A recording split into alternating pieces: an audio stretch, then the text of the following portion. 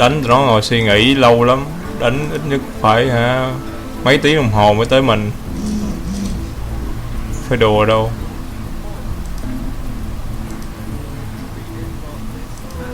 Mới vừa đi làm về luôn á.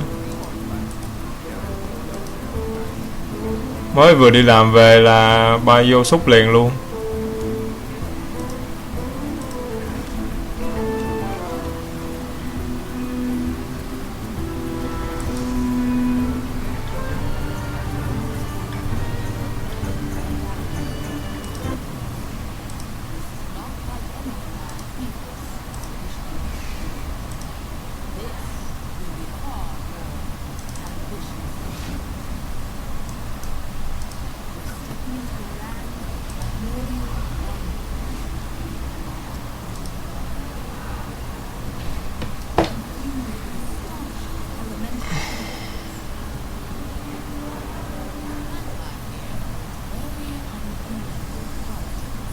Mọi người đợi tôi chút nha.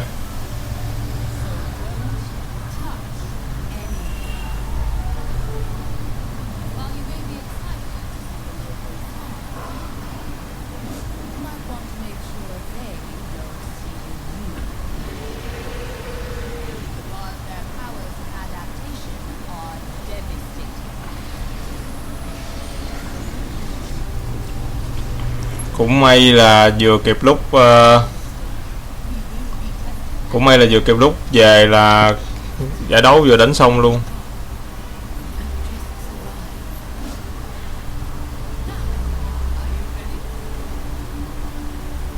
Tổng chào mọi người nha, tại nhiều người chào quá mình không chào kịp.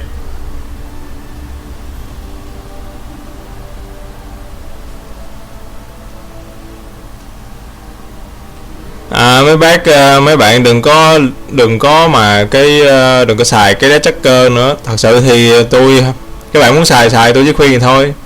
Cái đá tracker muốn xài nhưng mà thật sự thì các bạn thấy vô giải đấu đâu ai xài tracker đâu, đá tracker đâu, mình tự mình nhớ đi chứ đừng có dựa dẫm vào nó nhiều quá.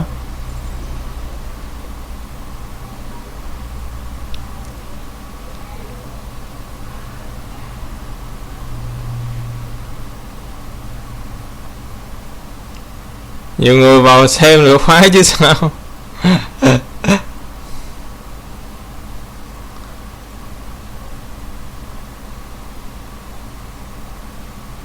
Em nghĩ sao đăng ký đánh giải này vậy trời.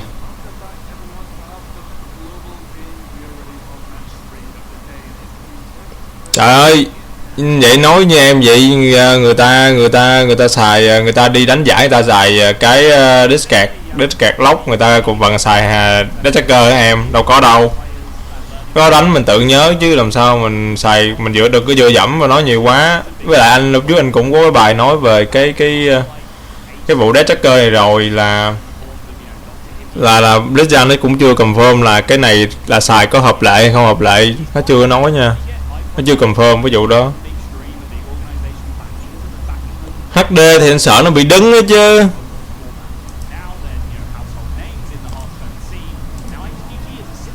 HD anh sợ nó bị đến nữa nó nặng quá. Cái giờ với lại cái giờ này là cái giờ mà ok Nejo sẽ đánh. Ủa Nejo đánh đầu tiên đúng không, hay là Chani? Nejo, Chani, Iki, Leo. The scene as a whole in these locations, and Turkey to start with do have the player with perhaps the best name in the tournament. Stop it, Blizz. Yeah, he's a fantastic name. Ok, cảm ơn em. I know the most out of all these. He's a quite prominent ladder player. Now, as long as that's the same guy, but I'm pretty sure it is. It's a guy called Thunderup. He gets a very high legend quite regularly on the old ladder. And we look at Vietnam as well. Nilo is the one of the mở nhỏ xíu. players as well with a lot of the ton. Yep, and Chani, Iki and Bác gà lắp đường mạng 50m rồi chạy cho nó sướng. Trời ơi, có ai cho tiền tôi lắp cho. Tôi nói luôn là hình như các bạn không để ý hay sao á, như là đã nói rất là nhiều lần về cái vụ mà Tuấn không đánh được vì Tuấn bị bệnh. Tuấn bị bệnh không đánh được và GG Leo đã thế cho vị trí của Tuấn. Vậy là Iki sẽ đánh đầu tiên nha. Iki sẽ đánh đầu tiên, hồi GG Leo rồi tới Jenny, rồi Neo và Galio sẽ đánh cái trận Ace. Ace match là cái kiểu là quề, hai bên quề thì đánh cái trận đó.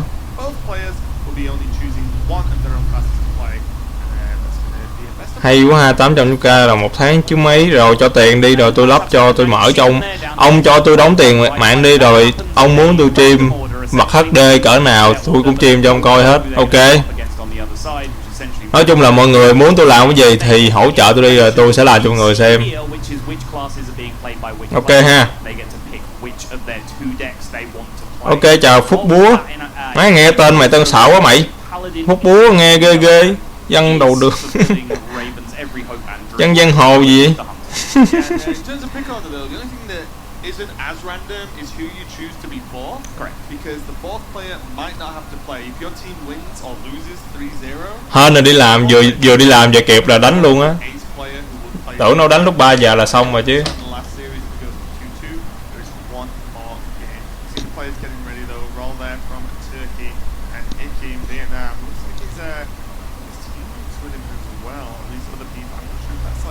Em hiền lắm hả? Ok. Ghi sến đầu tiên.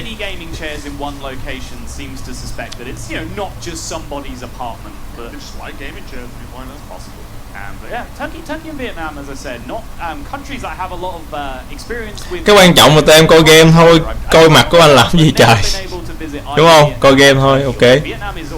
A place that I have looked at ever since I saw a documentary on it, and it's I think like the perception of Vietnam is that it's a very, it's a kind of crowded city-based kind of place, but there's actually these incredible like forests. Iki, the co-founder and player of Vietnam by Hearthstone team Moscow. The countryside looks like a phenomenally beautiful country. I've got a friend over there right now, and all I see is pictures that make me jealous. There you go. So there you go. Definitely somewhere to check out. Nói chung Iki là người có ảnh hưởng rất là lớn của cái Hearthstone Việt Nam. Smoking Falcons. The only way that team name would be better if it was Smoking Ravens. But I'll take Falcons as a strong second pick. I like it. Ủa gì vậy? Có DSNL ở đây nữa hả? Really? DSNL ở đây hả? Đừng có mà trêu tôi nhé. Point earner in Turkey throughout 2016. 47 points is nothing to be sniffed at. Ok, muốn tiếng bình luận to thì nghe tiếng bình luận to. Nhiều người nói thì tắt cái tiếng bình luận đi, không muốn nghe tiếng bình luận.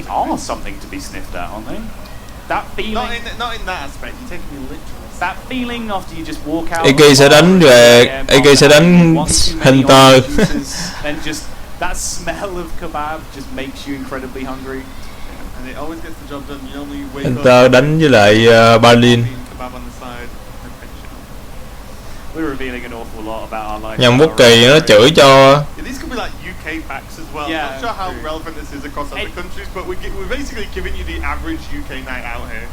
It should be clarified that a kebab in every other country is very different to a kebab in the UK. But most importantly, we are getting to the first game. It's going to be Roll versus Mid-range Hunter à. Mid-range Hunter đánh với lại bên kia là cái deck hiện tại bữa giờ cũng rất là hot, là vừa mua lốc. Mid-range mua lốc á.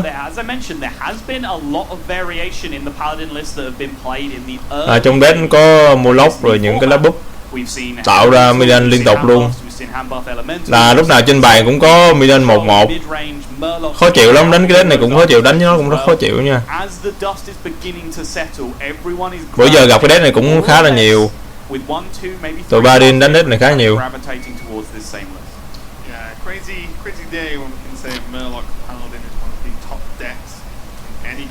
Hơi mờ hả? Anh để 70 rồi đó. Anh để 720 rồi đó. Anh để xuống là nó bị treo á. Anh nghĩ vậy là ok rồi. Có IBM không?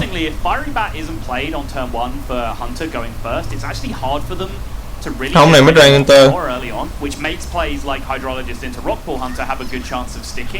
Obviously, Crackling Razormaw can mess with that significantly, but that's a card that's probably going to punish you as Paladin no matter what you do, because you have no way as Paladin to remove a 1-mana card from the board going second. The cards just don't really exist that you play in a Paladin. Thường là Discover. Doing is if you're going first and you get on the board with Lost in the Jungle.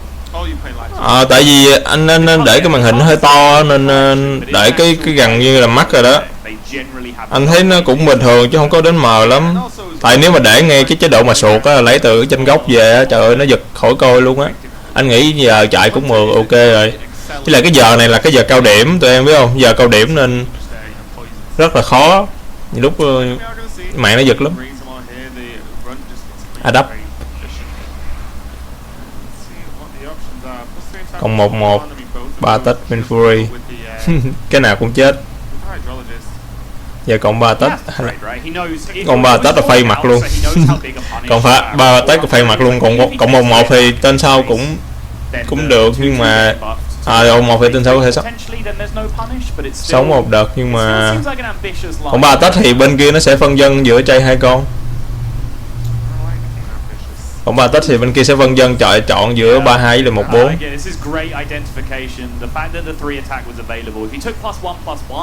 Then the buff would be a punish to this play, but taking +3 attack means that even the buff making this a 3/3, it cannot pick up a value trade, and it's just going to have to trade off one of these minions. Không sao đâu em. Why trade when you're mỗi người một ý mà, nhưng mà anh sẽ làm theo ý của anh.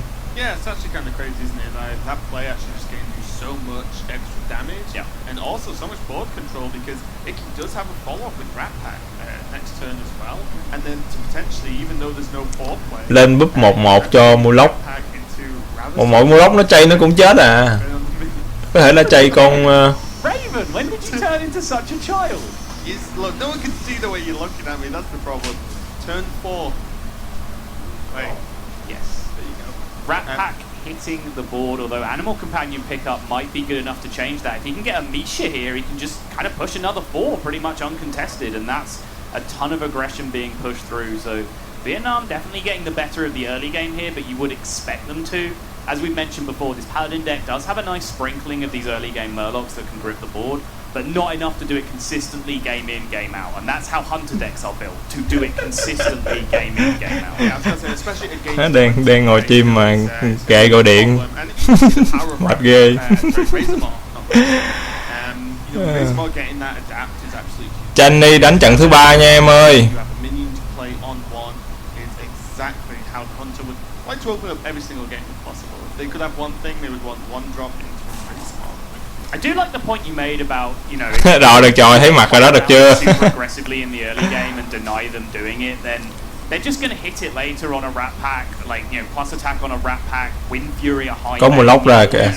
Okay. At some point, you're going to get Razor Maul. It kind of reminds me a lot of Houndmaster in that regard, where yes, absolutely. When you're playing against Hunter, you should do everything you can to stop. Thôi đừng để dụ vợ con nữa, các bạn cứ xem giải đấu đi ha. But I've seen players just continue to super aggressively play around Houndmaster, turn 5, turn 6, so on and so forth. At some point, mate, you're getting Houndmastered. You just can't stop it happening for the whole game. Thật sự mấy tụi mới rank 3D này đánh cũng khó chịu lắm, nếu mà trên hand nó ra đều bài nhau, đánh khó chịu lắm. You know, so they probably just get it off anyway. So what happens now? The McCall turning to chơi to dữ bro. Return to the original attack with the Aula piece. Cái này mà ra con cộng mỗi tách cho bit thì ngon. Hả? Okay, said everyone ever. So you hop into the 3/3. What do you try? Or the Phay hoặc là chay. Raven asking the hard-hitting questions that matter. Well, this is correct. Because now you keep one of each on the board. Having 2 grants. Excellent. So this is actually the correct place for the He knows how to answer. And most importantly, as you said, there are 2 minions on the board. One of these needs to die, or Nesting Rock is going to look very good next turn. And that is not going to happen. I mean, Nesting Rock is not a card that I'm also like not super concerned about playing around in situations like this, because it only gains taunt. Like, it's a 4/7 either way. The stats are still there regardless, and there's a good chance that when it comes down on turn 5. Đánh team mà một team là 4 người đại diện cho cái nước đó mà. Giống như các bạn đi thi Olympic mà đánh đá banh hay gì đó thì một team bao nhiêu người đó. Đi theo team mà.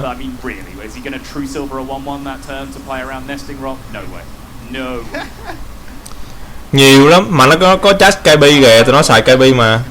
Tụi nó xài KB, tụi nó nói chuyện với nhau giống như Nhật Bản nay thôi. Nhật Bản cũng mỗi đứa ngồi một chỗ. often I was able to get away code up an option. I was looking at the hat and I was like, he took redemption. Why are we talking about? I was like, I see. Yes. I mean, Anh kia nó chỉ có cầm kiếm lên thôi. is it just too slow when there's Cầm kiếm lên giọng cái rồi để yên đó. We can see that there's timing, but just the fact Hunt has 4 cards means something's going on next turn. It's gonna be strong, right? Thấy con Moonlock này Discover cạc cái lúc nào cũng ra mấy cái cạc vòng vòng mấy cái cạc này nè.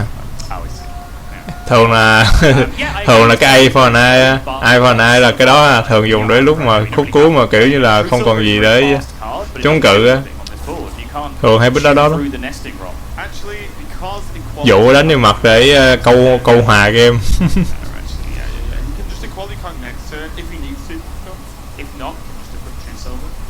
But sticking with what was the alternative? Like really, like what was the other play he had this turn? Over the rock. Get him. I guess. I mean, you got to get through it at some point. It's true. But as I said, with the quality consecrate, it was much easier to do. Tracking. But if, I've been seeing a few players play tracking. I'm just not. Sư tử lên. Personally.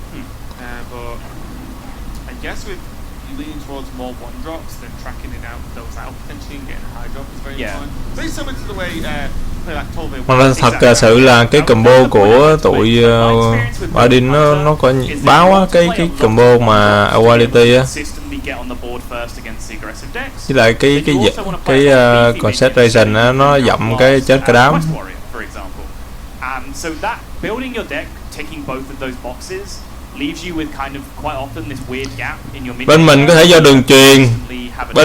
đường truyền, đi nên quét cam nó chậm chậm vậy á, chứ không có gì đâu.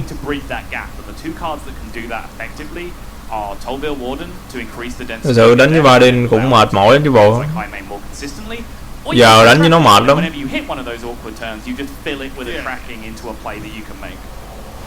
We are going to see the equality come down now. It's going to be clean as with the minions on body beats. Giờ đánh tụi Badin mệt lắm á, tụi Badin giờ nó có cái death này cũng mệt lắm, đánh cho nó mệt lắm.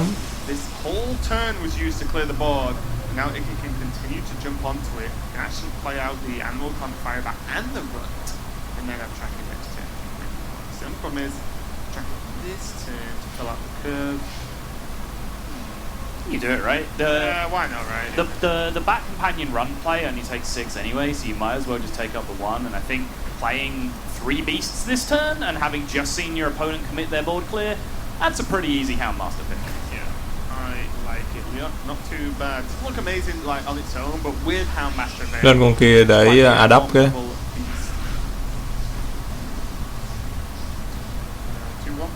Này đẻ ra 2 con 1-1 thì tôi nghiêng về cái đẻ về 2 con 1-1. Hay dù sao chết nó cũng còn đẻ ra thêm minion.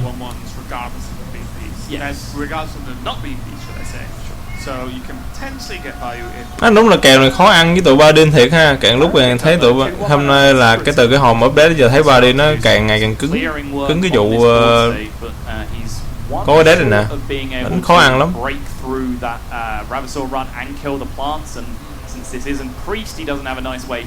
Vừa lo sợ nó có Moonlock bút tùm lum.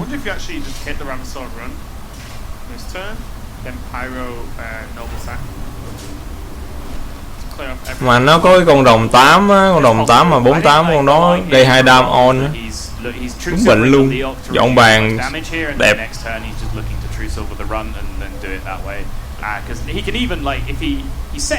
Cái gì? Cái lá Dinosaur thấy ngon mà, thấy cái lá Abyss Dinosaur thấy ngon mà. Sao đút lên gì vậy? Sao rã lên chi? Hit the 2/2 with the True Silver, Pyro Spike Ridge Steed to clear the board, and then there'd be just that one minion being contested. Yeah, there's even a chance to just send up the Drake. Also just possible, hits into the run, plays Drake next turn, has a 4/8 on board. But it's got a lot of options though, and I think that's the important part here. Giờ chắc có phay thôi. Búp cho con 22 xong rồi phay.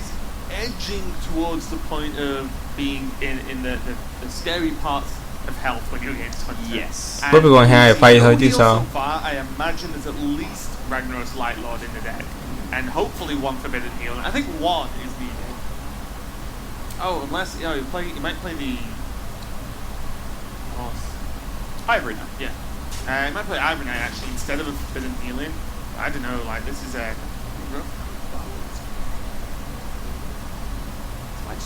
đâu ba la hắt hủi, nói chung là từng cái mỗi cái bản update sẽ có một cái lát rất là mạnh và một cái lát rất là yếu bị hắt hủi đi. Thì như em thấy là cái bản trước Badin cũng chơi được, nhưng mà bản sau thì Badin nó biến mất, và bản này Badin quay lại giống như Saman á.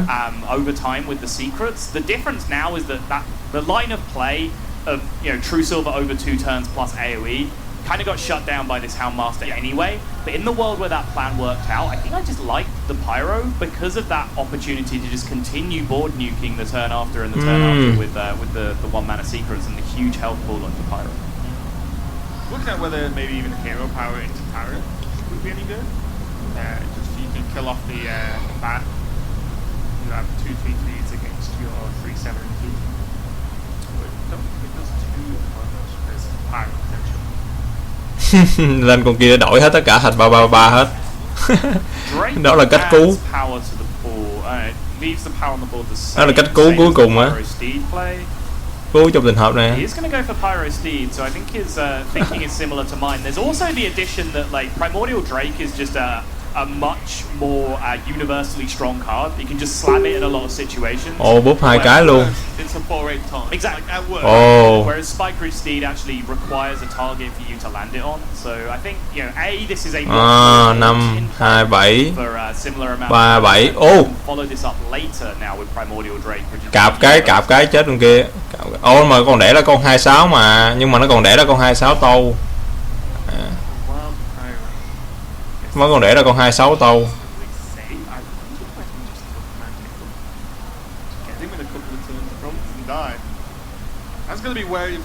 Nó vẫn còn đẻ ra con 26 tâu. Khó là vậy á. Không đi qua được. Sách búa lên đập nó, sách cây cung lên đập nó thì nó đẻ ra con 26, phải chay hết 3 con trên bàn. There is Stonehill Defender cards that can get picked up as well that turn into Raglight. There are a lot of ways for the opponent to heal. Icky, perhaps rightly scared of the healing being there, but my question is, does this play win the game too often? So you have a 2/2 on the board, right? So this play by not kill command, your play is playing around your opponent having healing. Significant amounts of healing as well. But you're also not putting yourself in range of any draws, right? Right, but nó còn quăng cái hồi sinh lên nữa. And you have a 2/2 on the board and you've killed his Taunt, aren't you losing to that same healing anyway? Sure. That's true. I don't really see the upside of the play that was made by Vietnam that turn. Also, as well, disclaimer: Stonehill cannot get you back now. Oh, what am I thinking of? Bây giờ ra con mèo, con Q cat. một mới ghê chứ. I made that exact mistake, but in reverse last week as well. Some part of my brain just keeps mixing those two up. I don't know what it is. Thank you. Đáng thiệt. Unfortunately, so. Nãy giờ nó control ghê quá. Multiple 1-drops. This is what we were saying earlier. In like, imagine if Tolbe was played beforehand. Obviously, the game would look different, but you're much less likely to draw into these, draw into the bigger guys in the deck. This is pretty much how you lose with Hunter a lot of the time. I wonder if the risk was just worth it to kill command. If the Pyro was just a taunt, cool, I'm down. But because it was the Spike Ridge T to summon the 2/6 as well, it's like, that is a lot of damage to try and plow through. It really is. No cards in hand. And because it's, you know, the part he didn't develop behind it. He just had a 2/2. It's not like the Hyena was growing into a game-winning threat. It was just a 2/2. If the plants were actually beasts, right? Game này khó quá. Okay. Right. But like, you know, like kill command hero power base, you win the game. Giờ ra mấy con 1 không đâu làm được gì đâu. To 3, right, from the position that they were in. And you still have draws to your second kill command, for example. Right, well, exactly. Get you a sneaky out. So in that position, you're losing to large amounts of healing, like Rag Light Lord or like Forbidden Healing. But if you're just developing a 2/2 on the board and allowing them to play into it, I just feel like you lose to that. Cái này mà ra cái cạp là ngon ha, ra cái cạp á. Ra cái Q command á, ra Q command là đủ đam giết nó luôn rồi. Ủa đủ không? Ủa Q command kìa. Ồ thiếu 1 đam. And it's pretty much, I mean, it's happened in exactly. Ồ 7 đam mà. We've seen the absolute Ôi thiếu tới 2 đam lượng. that would- could be Nãy mà phay là coi như là win rồi. Turkey's dead. Yeah, and he just hasn't got there. He went with the line where he played around healing by just. Lúc đầu nãy mình phay là win rồi. Still hasn't got there because he didn't commit enough ball pressure behind it. It's one of the issues with now the lack of quick shot in Hunter. Yes. means- Thiếu tới 2 đam lượng. I think Nếu mà nó không ra cái kiếm, nó không ra cái kiếm sớm, nó không ra cái kiếm sớm là There's no point trying to- nó không ra kiếm sớm là ăn rồi. Nó không có kiếm hồi máu là mình ăn rồi. can get them Interesting. and go hard. Yeah. Because you don't have 3 draws instead of 1. You know, to buff the extra damage, I think you actually have to go all in. A lot of Ok, the time. game đầu tiên bên Thổ Nhĩ Kỳ That was a ăn. very, very close game. But Turkey's gonna take it. And then- Hồi nãy mà nó không ra cái kiếm, với lại trường hợp mà nó không ra cái kiếm hồi 2 máu cho nó thì nó cũng mệt mỏi. So can't win. Vừa đủ đam luôn. No. Khúc cuối nó hồi lại cho nó 2 máu á. It's crazy, isn't it? The more I see it perform, I played it a little bit myself. Game đầu tiên chúng ta đã thua các bạn ơi. Messing around more. Giờ bỏ đi. when I was Bây giờ mình sẽ qua game thứ hai. The first couple of days when Kalento was messing around with the hand buff. Game thứ ba sẽ là của Jade nha. Which is why I've got elementals on my brain apparently. But yeah, I've played maybe 20. Game thứ hai sẽ là Leo. Great amount, but it has impressed me in that small sample. But what's funny is you can see how powerful it is just from the games you cast today, and it's not yet done the Murloc thing to someone, not Right. properly. You know, Yeah. we've not seen the bigger that board, but we're going to move on to game 2 of Turkey. Đó, bắt đầu vô giờ cao điểm rồi đó. Các bạn thấy chưa? Bắt đầu bây giờ cao điểm rồi đó. Versus Vietnam. Vô giờ cao điểm, bắt đầu nó giật rồi đó. Versus Leo's. I'm going to... ZGG feels like a prefix for his name, so Leo's is going to be... And Leo's, alright, Yeah, I can get down with that. Warrior versus Rogue, so not in Warrior. And now this one's going to be the Pirate. Rogue versus Pirate Warrior, let's go. Yeah, we can see Turkey there. Wow, they drive really fast.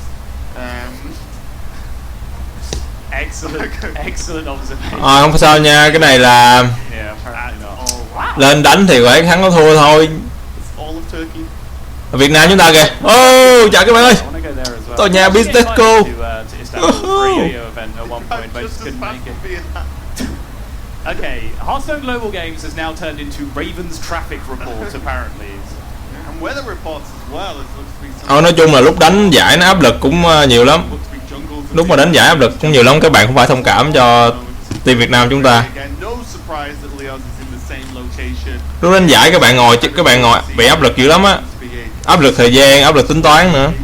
And for me as well, like my sort of background was in running local events. AMAX á là khi mà què sẽ đánh cái trận đó em. Just see like someone is running Cái AMAX á, AMAX là khi mà hai bên què sẽ đánh cái trận đó, trận quyết định. in general, the gaming nerds to get together. Because back in my day, these did not exist as much.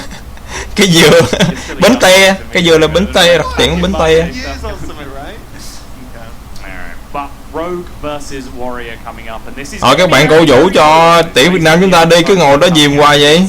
Trời, Rogue and Quest Warrior. ít gì thì người ta cũng đi đại diện cho Việt Nam mình đánh mà, tại sao cứ ngồi chửi hoài? And Rogue. Yeah. Lúc đi đánh giải là gặp rất là nhiều tâm lý rất là nhiều, nên các bạn phải thông cảm cho người ta. Glacial shards are pretty much standard these days. They help, but then Biofin Tide Hunters, Shield Bearers, those kind of cards being played as well that can eventually be 5/5 taunts are a big deal.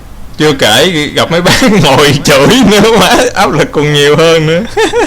That is, you don't know too much. That is a large amount, and you shows that there are great players in places we aren't. Các bạn cổ vũ cho team Việt Nam chúng ta đi. Awesome. That's kind of awesome. Trời ơi, đừng có ngồi đó ấy nữa. Stop being so darn cool. I'm sure that's exactly. Đi đánh giải các bạn phải biết là đánh giải nó áp lực lắm. Hồi xưa tôi cũng đăng ký đánh giải mà đánh giải trên mạng thôi, đánh giải kiểu như là mấy cái trang web mà xưa tôi có share cho các bạn, cái trang web mà đánh giải mà kiểu như giải nhỏ nhỏ đánh được thắng được 2-3 đô gì đó, 2-3 USD gì đó. Vô đánh cái đó thôi cũng đã cảm thấy mình bị áp lực rồi đó. But Blizzard, we love you too. But of course, stop Don't stop being awesome. Don't stop being awesome. That's it. Raven sees the lines. No surprise to me. Chứ đừng nói đánh mấy cái giải mà lớn như vậy mà đại diện cho Việt Nam đi đánh như vậy, nó áp lực ghê lắm. Các bạn phải thông cảm. You will try everything you can to make sure that Blizzard themselves have to Yeah. on their Đúng rồi, cổ vũ Việt Nam các em ơi. top 100 finishes, but to main reason why he keeps getting there is that he's a very, very accomplished player. Yeah, and again, Chúng ta phải cổ vũ cho Galeo để lấy lại tinh thần nè. Thắng lại game này đấy là tinh thần này các bạn ơi. that actually Thua là không có nản. 100 is very, very difficult. Yeah, like you can Chúng ta sẽ gặp ba địch player. Yeah. couple of hundred and stuff. Finishing on top 100 is incredibly difficult. Fade the play. Disrespect someone who's done that.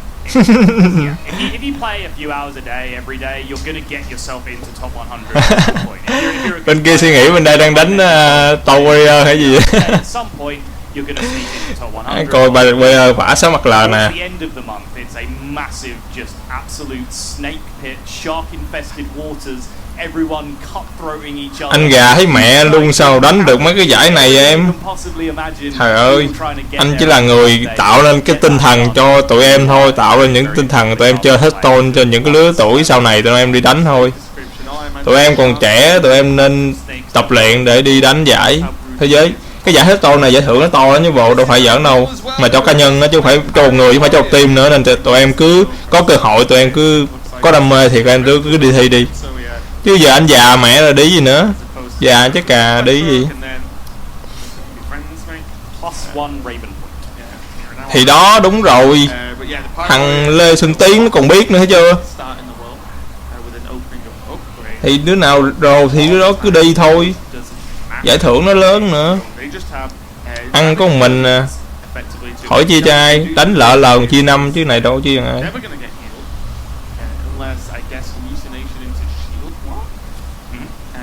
Other than that, yeah, hallucinations, swashbucklers. There's a decent chunk of defensive cards that you can get. but realistically, the damage you do is normally the damage the rogue is going to continue to take. And Pirate Warriors are Lên highly tàu. good deck, although we've not seen anything too crazy out yet from the odds. The I believe the number one win rate card is just been hit the board. South Sea Captain indeed. But speaking of Bây giờ phong cách là vậy không á, phong cách là để tin trên sau gọi lên cái con đó xong rồi cộng thêm 22 đánh. That is hallucination, backstab, coin, Edwin, Van Cleef this turn. Hello Tùng Leo. Even get yourself an inner rage of this hallucination for a board clear and another +2/+2. That's the wrong rage. That is the wrong rage. You want the player called rage. He's always the right rage. Trong lúc cô giải làm bịch bánh tráng ăn chơi coi. Làm bịch bánh tráng me rồi Score how might just be nhẹ nhàng ơi. a lot. I mean, it's battle rage because you expect the back rage to knock down. Rút nó không có tâu nên khỏi phải lo chuyện đó. So battle rage is probably the more consistent. Chỉ vấn đề mình rút đam kịp không. Be just good as 7 damage to base later on. But Rút đam kịp với nó không á. every battle rage, Yeah, I'm not planning to get to. myself and Leo do not share a language, but I think what he just said was coin, Van Cleef, that's unfortunate, as he was I think talking he's really to. fair language because he speaks 3 or 4 different languages. There's a very good chance. I think it's Vietnamese, Korean, English. I think Chưa gì đã thua, từ từ cứ bình tĩnh. Bạn cứ bình tĩnh để cho game thủ chúng ta ngồi tính toán chứ. Game này động hên xui cao lắm á. And I don't think that's fast enough. Set up for, oh, he's going for the clear itself. Okay, he's just going to clear it off. This is reasonable. You just take 8 damage, call it a day. Because even if you put Raider down, Corsair, sorry, then that could just get like up, and then you've got to do it again, and again. So this play is actually really nice for Leo. Still took 8 to the face, but we're not too often worried about it. His health total. Yeah, I've seen this happen and had this happen to me on a scary number of occasions now, where I make an 8/8, even a 10/10 Van Cleef early as rogue. The Pirate Warriors, or the good Pirate Warriors, will generally just trade into it and then start again, because if you try and race it, Má xạo mày mùa bánh tráng mà sao thơm mày. but you also make more cards in your opponent's deck good against you, right? Because if they have a 10/10 stuck on the board and you try to race it, if their hand is backstabs and eviscerates and fan of knives, They could just use they use those to clear your minions and they're pushing damage. Chay cũng phải đợi đúng lúc mới chay được, phay được chứ. And they spend their whole turn clearing your minions. Phay có lợi mà mình phay.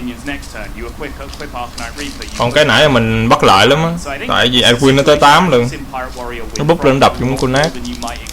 Obviously, it's a fantastic play for the rogue and it increases their win rate exponentially to have that big Van Cleef opening. But I don't think it's checkmate as long as you generally do trade into it as a Pirate Warrior. Yeah, we're going to see a bit of a, a big play here from Turkey. It's going to be the coin gadget deciding to backstab trade. Backstab just going to try and join something great. Second gadget, not great at all. But the onus is now on Leos from Vietnam to deal Đâu, cái này anh nghĩ là có delay á chứ.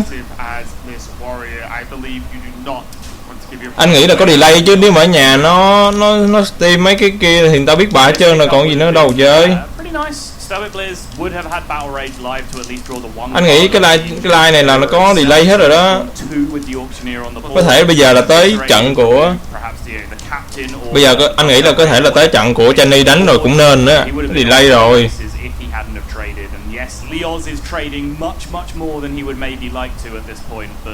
Có gì đâu em ơi, đánh giải thắng được tiền chứ không có quan trọng về mấy cái chuyện mà hoa Mỹ không hoa Mỹ hết. Cái quan trọng là chiến thắng.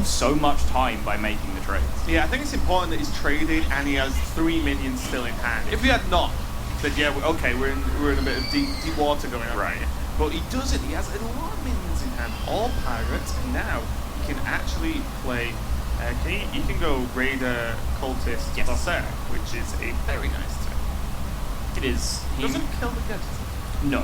There is no way for him to do that with Patches having already been summoned this turn. Patches would have been his one out and way to do it. He does miss one attack. Thắng là về nhà là dắt ghệ đi tha hồ một hoa Mỹ. Ok. Châu giải là chỉ quan tâm chiến thắng thôi. Mà nói thật tôi cũng chả quan tâm cái deck nào là hoa Mỹ hay không hoa Mỹ, tôi cần chiến thắng.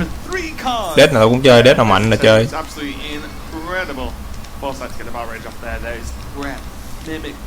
Wow. Chúng ta đang gặp rắc rối rồi đó, chúng ta đang gặp rắc rối to rồi.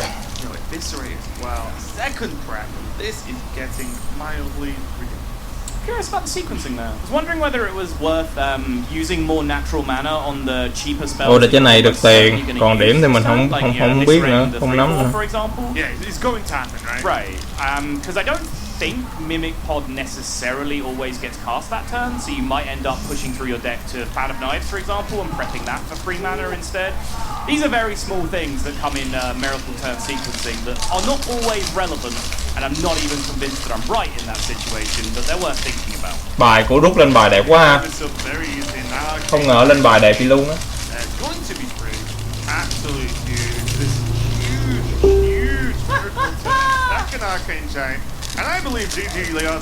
Trời ơi, cái bài lên nè. Bài đẹp dữ trời. It's also not something that you can successfully trade into as Pirate Warrior. First mate, got it. Excellent. I will hit one for 3 this turn and then 4. Chúng ta thua game thứ hai nữa các bạn ơi. Wow, what a game. We were kind of joking around that it was Pirate Không sao, không sao. Stop. And the game's going to be a stop. Còn nước còn tát chúng ta sẽ còn cái Channy sẽ lật lại hết nè.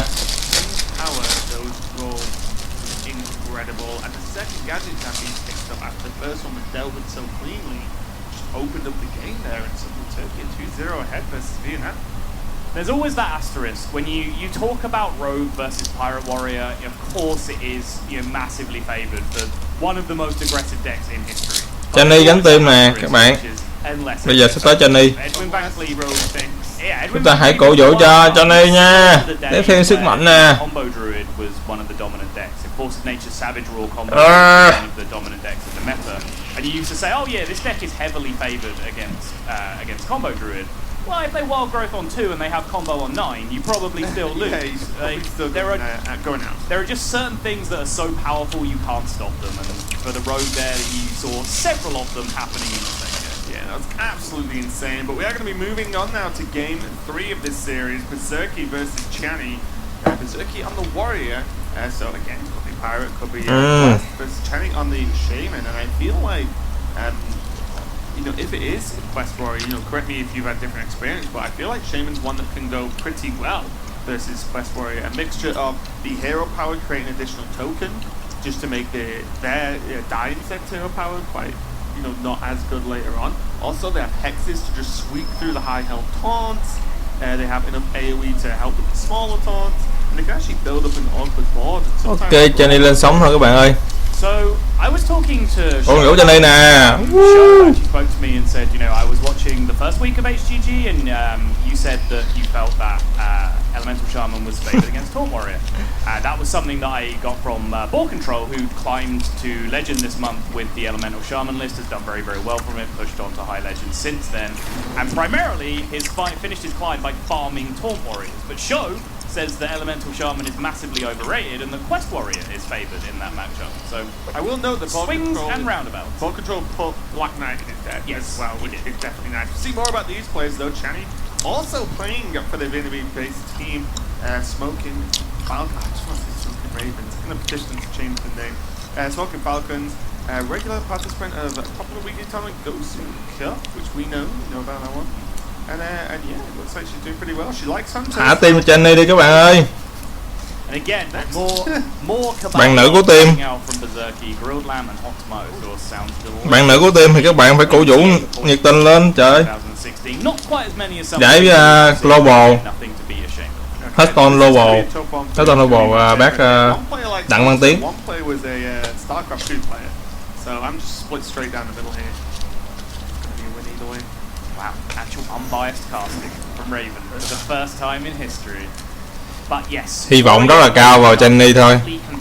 Sẽ giúp đội Việt Nam lật ngược. Pirate Warrior again, and that throws the spanner in the works of everything we're talking about. Or the Shaman isn't elemental. Or the Shaman isn't elemental. That's a good point as well. There's actually a list I really, really like, and my mind has gone blank on the guy that I need to give credit to, so I apologize immensely. But it's a very, very burst-heavy Shaman that's not aggro Shaman in the sense of, you know, build minions. Bây giờ là gánh nặng đè lên vai của Jenny. Jade Lightning, as we've seen. It's literally just, you know, clear board, stall, and then doom hammer you. And just, you know, just get them? Yeah, Doom Hammer, Rock Biter, Lava Burst. And it's actually really effective. It's just playing like double Volcano to be able to clear boards over and over again. I've had a ton of fun playing that and actually a lot of success as well. I was pushing top 100 Legend playing it at one point. So it actually seems pretty Elemental Shaman đấu với lại Pirate Warrior. Control it's actually result Shaman is very strong and wild at the moment. You know, the wild alliance. Yeah. So those of you that aren't aware, Raven spent 1 month playing Wild and now thinks he knows everything about that format. I do. Yeah. But now moving on to... One person on this casting desk has top 10 Wild Legend finishes, and spoilers, it's not Raven. Until the end of this. So moving on though, back into this format and this game, Turkey with the Pirate Warrior. So ignore all the control speak. Yeah, doesn't matter. And Channy does have the Elemental Shaman by looks like with Blaze Call, Hot Spring Guardian available, and even cards like Blood Mage Thanos. Always interesting. Bit of Tide Hydra in the Pirate Warrior as well. And I'll go back to đánh với lại Pirate Warrior. If you guys at home don't know who Ball Control is, he's probably the most dominant player in the UK over the last 12 Elemental Shaman chứ. He's a player that we all petitioned to be part of our team, but he didn't quite get the popular vote in terms of some of the more well-known players. But he played a ton in the early days of the expansion. He recommended heavily that his teammate Jambray brought it to the tournament to represent the UK against USA. Hay là đánh absolutely stomped by Firebat. Mọi người đánh một dáng mà bên nào nói chung là mỗi team bên nào thắng trước 3 dáng thì mình đó ăn. Còn nếu mà què á thì sẽ đánh cái trận quyết định. He feels this deck is very, very effective against both types of warrior, although many people Show and perhaps even Firebat, if he always draws like that, probably disagree with that assessment. Hand của Jenny hơi bị xấu nha. Không có Libor nên dễ quá, dễ nát quá. It costs 5 mana and it has 2 number 8s on it. Those are the reasons for this card. Do you think it's a good pick? There are a lot of lists that don't play. I mean, straight up cards on the table, I have not played Pirate Warrior since the expansion came out. So one of the good guys? Yeah, there are more interesting things for me to test and have opinions on. Má nhìn con Hira kìa, nhìn Hira 5 mana đang chờ sẵn kìa. Tested it out too much. Quải luôn. I do like it in Aggro Druid and I do like it in Midrange Hunter. I like it in both of those decks. I just haven't got around to playing it yet in Pirate Warrior. Okay. So we've got the 2 Hot Spring Guardians available and a Maelstrom Hall. Ignis Elemental. I still don't know what I think about this card in general. Feels very slow, even for Elemental. 2 trận trước thua rồi. Feels very, very. I mean, it's good in Quest Road, guys. But we are talking about Shane for now, so it's cool. Yeah, Elemental. This Interesting. Hot Spring does get cleaned up very easily, but you do still gain pretty much the heal from it as well. So. It's a brutal clear for the second Blood Cell Cultist though. Obviously not expecting the Blood Cell Cultist number 2 is Vietnam at this point, having just seen the first one already, but this is already just a ridiculous board state. And you know, most commonly Elemental Shamans are fairly weak on terms of Lightning Storms. They just play Maelstrom Portal and then they have Kalamos as their Lightning Storm. They don't often play more than one natural copy of Lightning Storm in the deck. Yeah, we did see a couple of players bringing Volcano though. That's true. Being one That of is them. true. And yeah. Volcano is a card I actually love. The more I play that card, Tuần sau sẽ là and so there is a chance. But as we said as well, you know, these khá là nhiều đam cho mặt. 8 đam. Although, you know, the internet is a wonderful thing and you can pretty much watch anyone play at this point and you know, check out tons of decks. Some regions do prefer their own styles and prefer their own, you know, versions of the deck list. So there's a chance that we might not see it from the Vietnamese team. If you like Volcano that much, you should play that burst too. Okay, you have to give me that list. It's really strong. By the way, someone tweet at me and let me know that guy's name that I've forgotten, and I will retweet and give credit where due. I hate doing that. A guy's built an awesome deck, and I've just forgotten his name. I'm just already picturing the responses. Tweet at me and let me know the guy's name I forgot. Yes. Raven. I can just see, I'll preemptively make the joke before anyone else does. But yeah, you haven't lived until you've played Acolyte of Pain into Đúng rồi, cần chiến thắng rồi. opponent's board and drawn 3 cards. Người ta đang cần chiến thắng thôi. But yes, Volcano is going to be very much needed here for Vietnam because this is one of the most impressive Pirate Warrior starts that you can get. Not only are they pushing damage, they have a massive amount of board control from the 3/3 weapon, they also just have a very sticky, high health board state, which is a nightmare for this deck to deal with, especially since most commonly it's been cutting Lightning Storms from the deck. Yeah. Okay. You know, there's multiple options on turn 4 here. There's even Blood Cell Raider armor up if really needed, but Frothing Berserker, Deckhand, Smoke Gun Elite, you know, there's all the options here, which is when Pirate Warrior's got multiple options for one turn, you're normally very afraid of that. So yeah, this is all going well, and Berserker has a bit of time Hydra ready to fire as well, so we're going to continue with more options going forward. I do think Nó có thể tích đam vô con kia cũng được á. Nó tích đam vô con 3 mana là hơi bị to luôn á. You trade the weapon in a 1/1. Oh, and sure. just smash face, yeah. You know what? I actually just forgot the weapon was 3 of those. Yeah, the weapon Yeah. got real Yeah. big, real fast. Yeah, true. Yeah, you're completely right. This is just way better. You get rid of your one health minions, or at least one of them, and make you much less susceptible to the AOL. Rút đam kiểu vậy. Ai chịu nổi. This is just great for Team Vietnam here. We could be on the verge of a 3-0 sweep for Turkey today. Yep. Hot Spring and Flame Tongue is about as good as it gets this turn, though. Allows this Flame Elemental to do something relevant, which Turkey didn't have to let it do. They could have chosen to trade into it there to play around the exact scenario, but I think Berserky and Turkey in general are just... sorry, I had to make that right at some point. It just felt too nice to say it. I apologise. But yeah, I think he just feels so comfortable that he's just happy pushing damage. Even the worst case scenario, which this basically Nó tích cả đống đam luôn. This is about the worst thing that could have happened to him this turn, and it's still just fine. Yeah, it's looking pretty grim.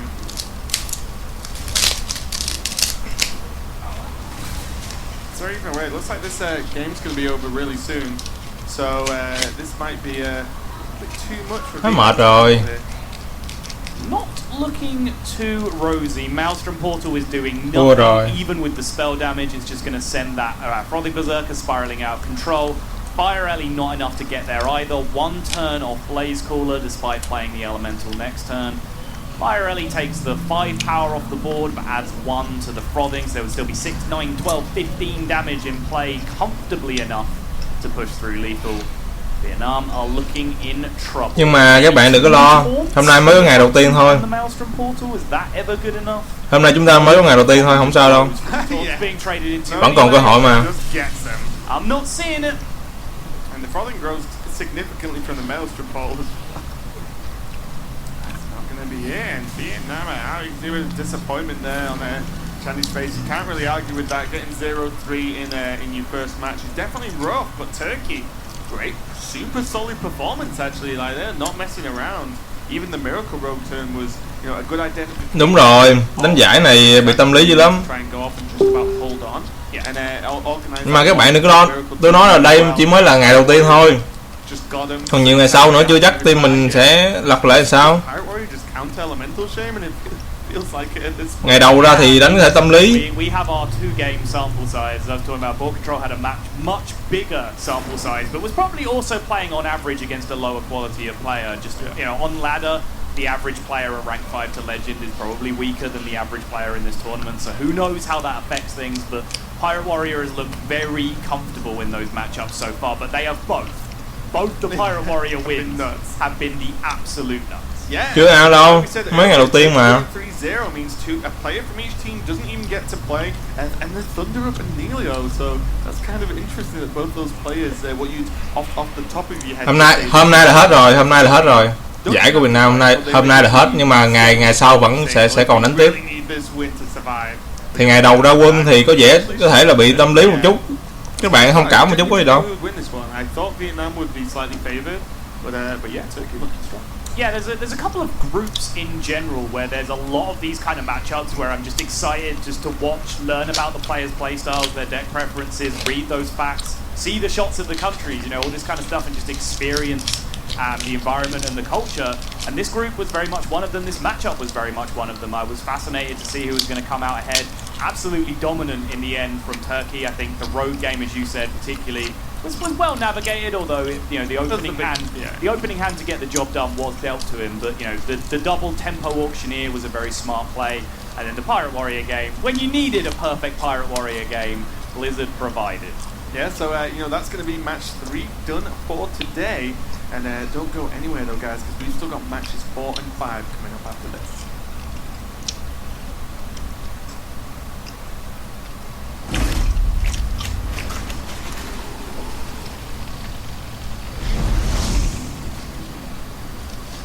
Không sao các bạn ơi, hết rồi, xong giải rồi đó, xong giải. Không phải, xong ngày hôm nay Việt Nam là xong ngày hôm nay rồi. Hẹn các bạn lại ngày tiếp theo, Việt Nam sẽ đánh tiếp.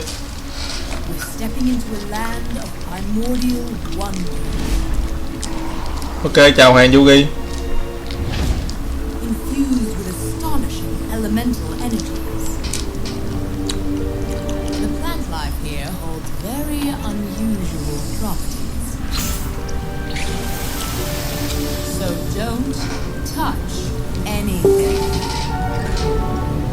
While you may be excited to see the local fauna, you might want to make sure they don't see you. Because their powers of adaptation are devastating. Việt Nam bị nhầm là China đúng không?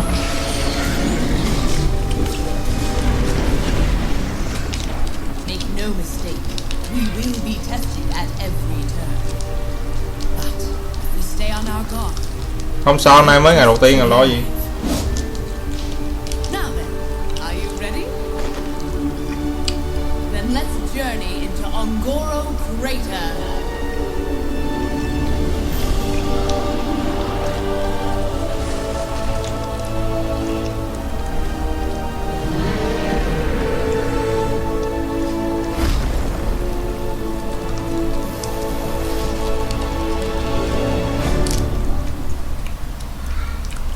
Welcome back everyone to Hearthstone Global Games. I'm Raven and joining me is Soto. Of course, we've got 2 more matches coming up for you to close out today. In one week 2, and the match we've got next is going to be Slovakia versus South Korea.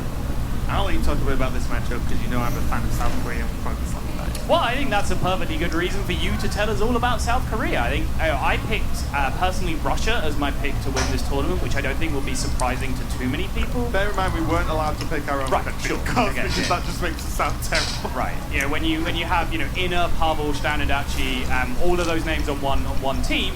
Of course, it's a reason to pick it. Hàn Quốc đánh với Slovakia. Korea as your pick would be a little more surprising to some people. So why don't you justify your selection, Raven? Yeah, well, one, it's very similar to Russia. Look at these names: Kranich, handsome guy, Flurry, and they're all extremely strong competitors. So I picked a team that looked strong in general. Also, I kind of just think they're all super cool. I've watched them all play.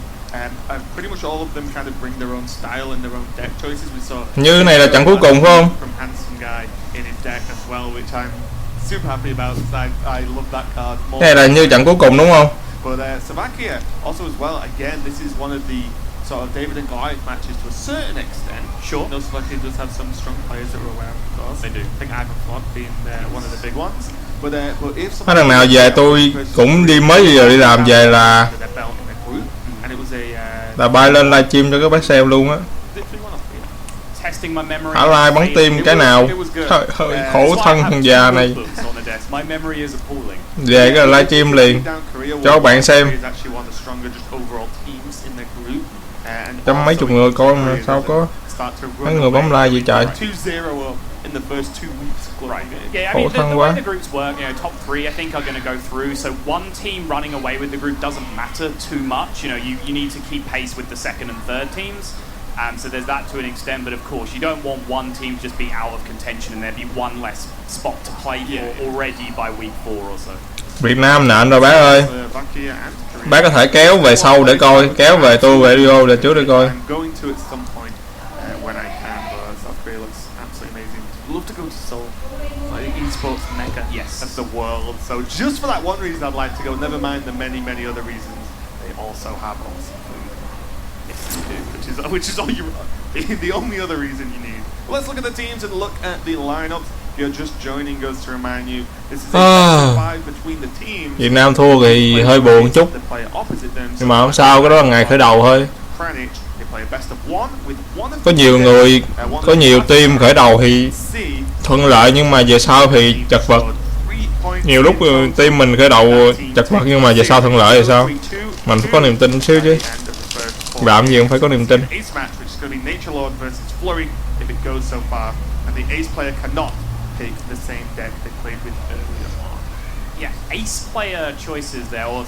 Hình như Hàn Quốc giờ đánh với Slovakia này là xong cái ngày hôm nay rồi đó.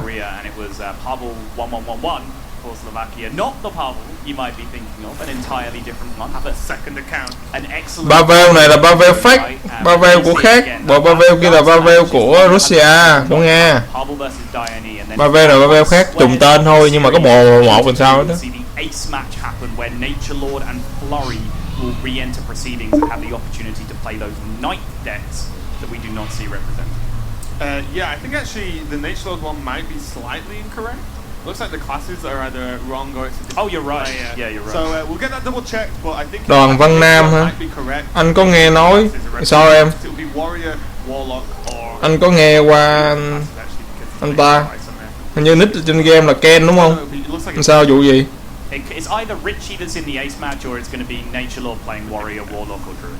Yeah, so we'll get that checked out and confirm that to you very shortly. But yeah, you know, this lineup's looking great. I think this is a similar-ish order in which Korea sent the players out last time as well. So we'll start to see maybe some themes from these teams as they move on. And hopefully some memes. You can only hope. I think we'll go that far. So as we move on through this tournament, as we said, just stage 1 is 10 weeks with multiple games for each team. So that means that, you know, strategies and class tactics and all the tactics can come into it and be developed throughout this league section of the tournament.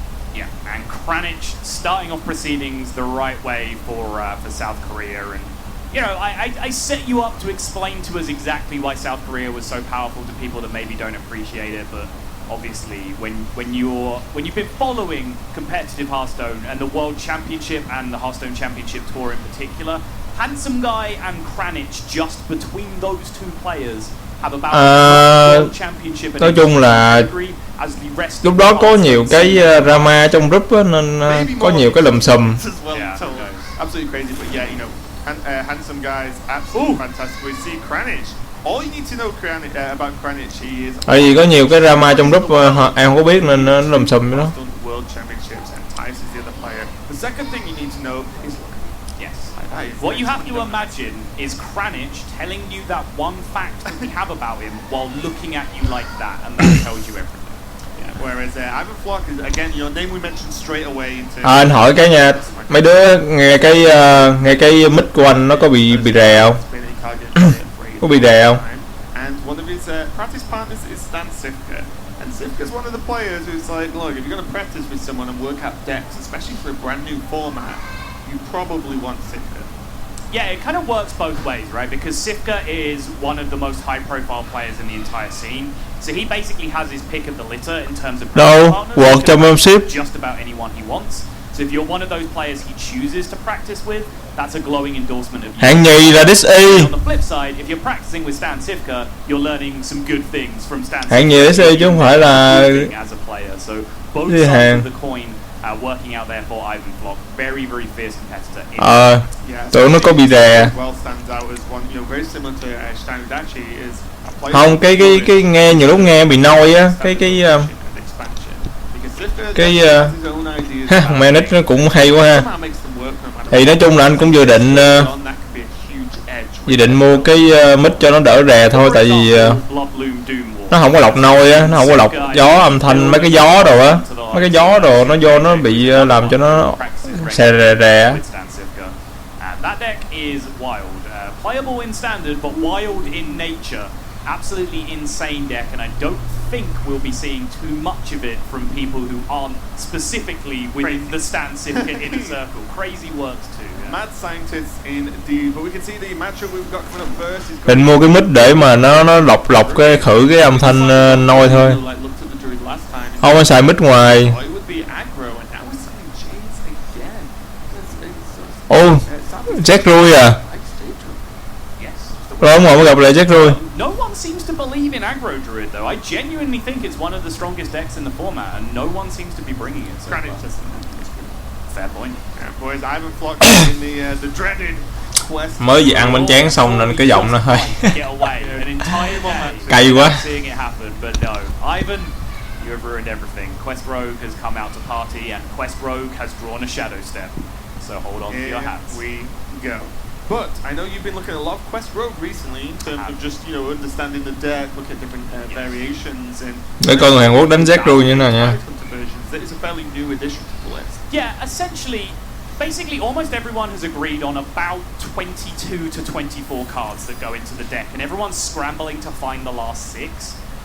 Vanish has come in as almost core these days. Nearly everyone is playing Vanish. Bớt giỡn giùm, chẳng lẽ ăn anh phải để vô nghe chốt chết giống như Việt Thảo ăn vậy hả?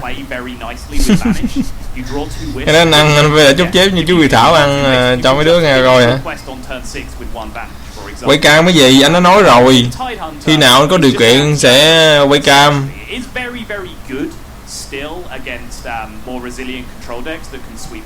Tụi em yêu cầu anh nhiều quá mà tụi em không hỗ trợ anh gì hết. Sao mà anh có thể làm sể được? But the main part, the reason why it's favoured is that it's just a 5/5 taunt that comes down against, say, Pirate Warrior if you're able to rush the quest against them. Okay, well, looking at Kranich, I think we probably don't have to explain too much about. Nó chích mana dữ quá. Chích mana siêu nhanh. Wild growth into Wild Blossom.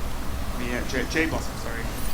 Means that he's off to as good a start as he's realistically going to get versus this kind of rogue. You just want the ramp to, you know, rogue kind of doesn't do anything. Anh 30. Not, you know, on average. So then you want to be so far ahead.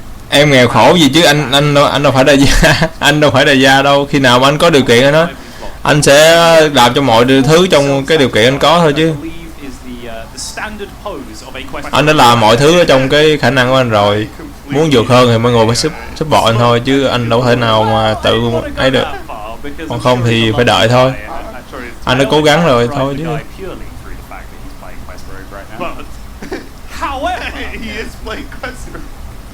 Má cái con cái quét rút này nó làm hoàn thành sớm bệnh thiệt. Cái con mua lốc kia hai mana đẻ ra thêm một con 5/5 nữa.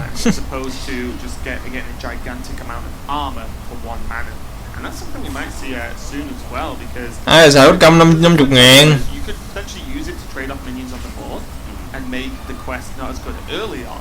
Cái công của teamer xài 50.000.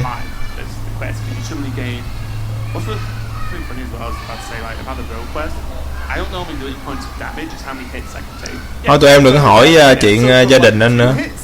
Không, chuyện nói chuyện riêng. Tập trung vô game đi tụi em. you know, your health is only relevant most of the time if it's in increments of Nó chết nó chết hai con đó thôi là đủ xong cái quét rồi á. You know, if you're at 17 or 18, Bài nó bởi vậy quét rút nó nhanh dễ sợ ha.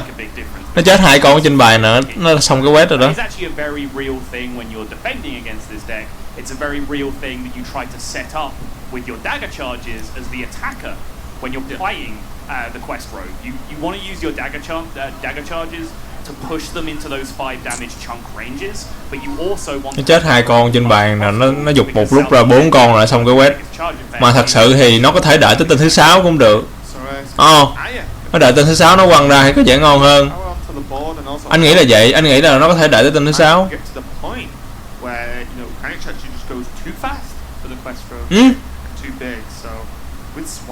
Mà thật sự thì tên sao nó cũng có thể quăng ra được. Tại nó có cái shadow step trên tay kìa.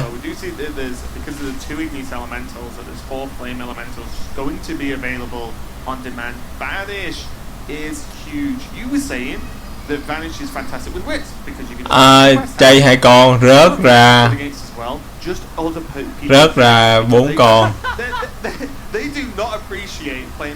Lên 2 con, lên 3 con dùng cái shadow step quăng lại quăng lên. Rồi xong quét quăng kia lên là một đống luôn, 4 con minion. 4 con minion 5 xong quét rồi. Ivanflock can, if he wants here, deal with the Jade Spirit first. I like this. Now he can shadow step one of these and prep the Vanish if he wants to, although it looks like he's going to do that on a following turn. Rồi xong quét rồi. Wait, did he go for the prep here? Why is he going for the prep now? 3 con 5. He's just going to prep the quest right now and get the 5/5. Fair enough. Yep. Interesting. And you know what? You know, bựa quá bựa. Although the way we talk about quest rogue seems very dumb to a certain extent.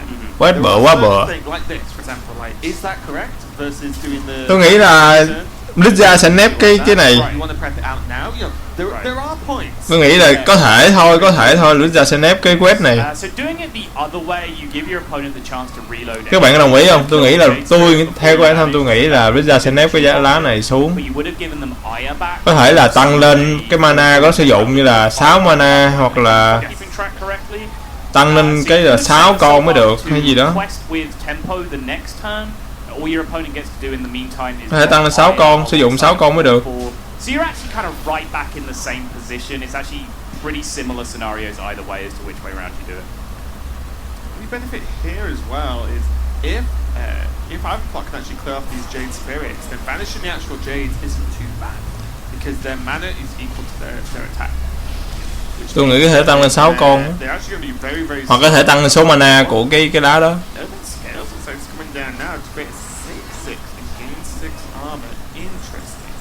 Well, 6/6 is a nice size to have. Is all I'm going to say about that. Right, there's no dagger up right now as well, and quăng cái lá kia ra đẻ thêm con rồi kia quăng ngược lại đẻ thêm con tiếp. There are turns in the early game where they don't do much. There are turns in the late game if they get there where they're just này chắc Jack rồi sắp mặt lờ rồi.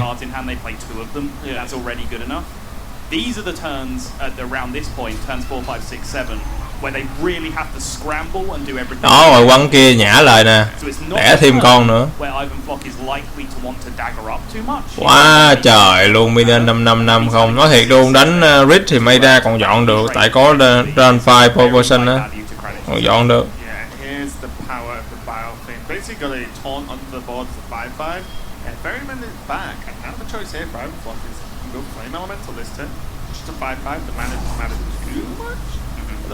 It doesn't mean you can't banish and play the fire elemental next turn, which might be. Nó đẻ ra quá trời quá đó.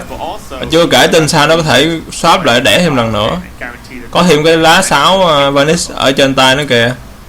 I like going over just pushing as hard as you can here. You know, the concern for Ivanflock was that he has another ferryman in hand, so he doesn't want to expose that biofin to the risk of it getting traded out on the board. Because that's about his only good ferryman target available right now.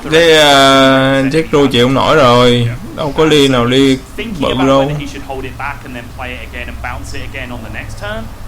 Kranich has a Starfire in Jade Yes, Druid. sorry. Random aside, but yeah, in the end he just decided that, hey, I've got 2/5/5 taunts in the way, there's a good chance it lives anyway, and actually Jade Druid is probably the one and only deck. Tên sao nó gọi ngược cái con kia lại, nó gọi ngược kia, nó đánh hết 3 con mà nó gọi ngược lại, mà nó gọi ra tiếp là chịu không nổi,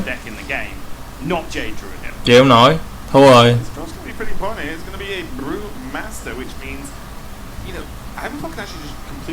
Nó dùng kiếm chay với con 1/6, còn 3 con đó rồi nó cứ quăng đi quăng lại cái con kia, xong rồi nó đẻ ra hoài luôn. Okay, he's going to do the frame. Đẻ ra tiếp nữa. Okay. Oh, he's going to play the bow. I know he's going to hold on to one. Yeah, you generally want to play the frame. Nhìn hàng quá cái nản luôn. What's he going to bounce now? Oh, no, no, right. He's going to hold it back. So yeah, in not this normally you world, want to play the ferryman because it requires a combo, where Brewmaster always works. Yeah, I completely agree with the line that you went down there, but you know, Ivan Flock decided that these 4/5/5s were just good enough, and he's going to keep the guaranteed bounce. Mặt của cái ông bên Slovakia nhìn tự tin quá ha, ngồi cười miết luôn. Tại biết game này win rồi. Doesn't matter because he's going to combo it every time anyway. Okay, well, Starbucks going to be played to remove one of these 5/5s. Jade, the big emote, creates a 6/6. Means he can kill one more, but is it enough? It is. It's just Bây giờ nó giết con đó xong rồi nó giật ngược lại hết nè. Hell, doesn't. Oh, another Drake into swipe actually helps out quite a lot. The following turn. If you don't die in the meantime, Yeah, it really depends how much power your opponent's able to develop. Đẻ ra cái đống luôn. To the Primordial Drake because you know it tanks 2 attacks from Quest Rogue despite having 8 health. But just trading out the Jade Behemoth here, it's a little bit awkward because he has not hit a single charge minion from his deck yet, nor has he hit Glacial Shards, which are even also almost equally as important in these kind of late game situations where you're trying to get that final dominance over the board. So he's not. I'm not going to feel too sorry for him because he drew Quest Rogue. Well, that, and because he drew an incredibly powerful opening that completed the quest incredibly quickly. Not only that, he could have completed it in multiple ways very early. That's how flexible his draw was. He had the Igneous, he drew 3 bounces, and he drew the Prep Vanish as well. So he could have completed his quest in a wide variety of different methods. But since then, he's actually been a little bit unlucky in terms of the minions that he's drawn. Yeah. Although, this is a big ask for Kranich here to try and win this game at this point. This is a very, very tough. With now 5 minions, that's 25 damage represented on board. 1 he's cleared off by the Jade, but you know, it's just options. The Biofin is still not dead because it's backing-handed yet, just generating these additional taunt tokens as 5/5s. It seems kind of powerful. I'm getting convinced by his Biofin list. Well, I say not even particularly the list, just the card. I really like Biofin. I'm not 100% sold on Wisps. I've definitely had it bail me out of a couple of situations where the quest was too slow. Because yeah, I've had to force myself to play this deck to be able to cast it. I don't.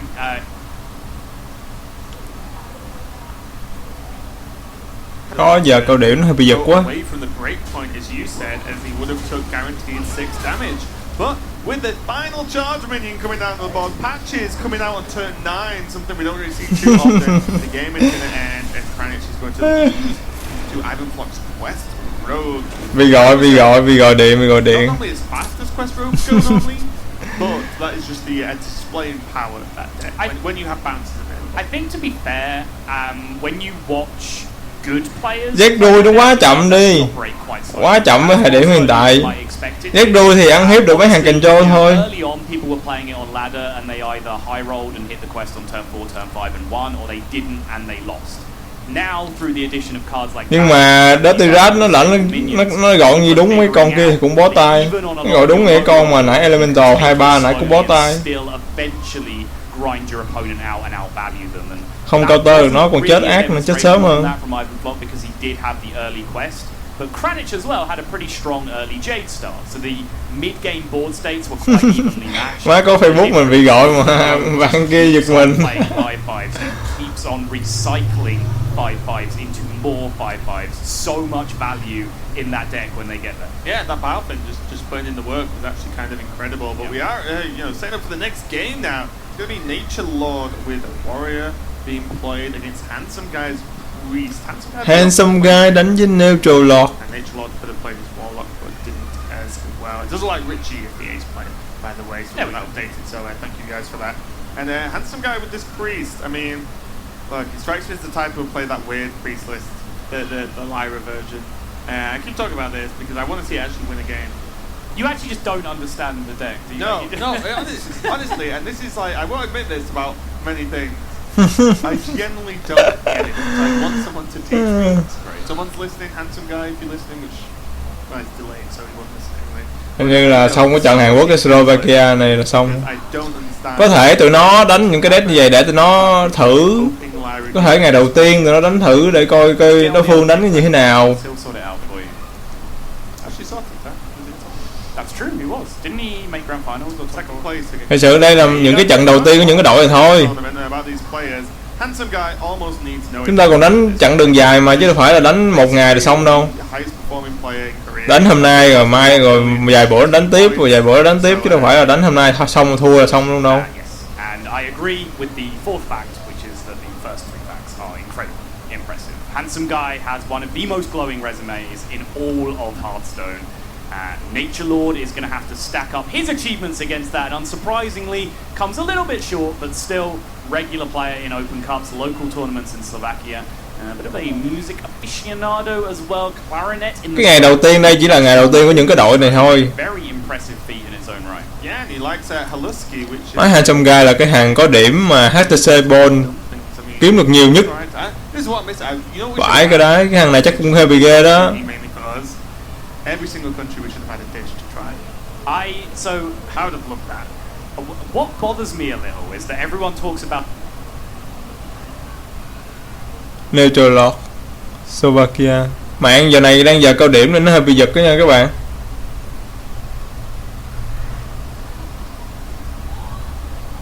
I just have to sustain myself. All these are the power of the stone, which is just after all the best food of people. And we see Team Korea they're getting ready with three of the other players on comms of course, but physically on his own in his place, I guess. Whereas Flurry, Downey, we saw Downey and Handsome Guy play together last week. Okay. Yeah, they were in the same place. I think the South Korea game was one of the ones I missed while I was bedridden, so lazy, I call it. I was actually dying, objectively dying of laziness. But now it looks like Flurry's joined them for the match as well. So Cái lịch đánh á, anh có post ở trên cái bày của anh á. Mọi người không để ý sao ta? No doubt on content. I think it's always been the case for every game we've seen today where one team's done together and one's apart, which is kind of interesting. Again, it's completely. Hôm nay mới xem luôn hả? Còn mấy lần trước xem đâu? Play together in person if they'd like to do that. We've seen that particularly from the people surrounding Life Coach, Life Coach's friends and core practice group. Để anh lấy cái lịch cho gửi cho mấy đứa coi. So far, we've seen it from a number of other countries as well, but of course, you know, there are small benefits, but it's not a significant benefit, and it's a ton of hassle to coordinate 4 people from different corners of the country potentially to come together and be in the same. I'll be honest, if we were in Team UK, I would. Mấy đứa đợi anh chút để anh lấy cái lịch, anh copy cái lịch đánh cho mấy đứa xem. There's no way I'm going north of London. I get a nosebleed if I go north. So no matter what would happen with the teams, there would be me and you completely separate on camera, but we'd still be talking. 18 tháng 4 đánh một trận, 9 tháng 5 đánh lần nữa, 19 tháng 5 đánh lần nữa, 26 tháng 5 đánh lần nữa và 16 tháng 6 đánh một lần nữa. Tổng cộng chúng ta đánh 5 lần. Ok. Anh copy link luôn hả? Priest vs Warrior coming up here is going to be polarized more by what the Warrior deck is than by what the Priest is. You know, Priest is going to be forced onto the defensive if it's Pirate Warrior, and then they're going to be, you know, somewhat forced onto the offensive if it's Taunt Warrior. It doesn't really matter which type of Priest we're looking at. If that's the case, that's going to be the dynamic of the matchup. So which Warrior archetype we see here is probably more important than which Priest archetype, although you've mentioned you really want to see that like no win condition Lyra Priest come out just so you can see it win a game and understand how that happens.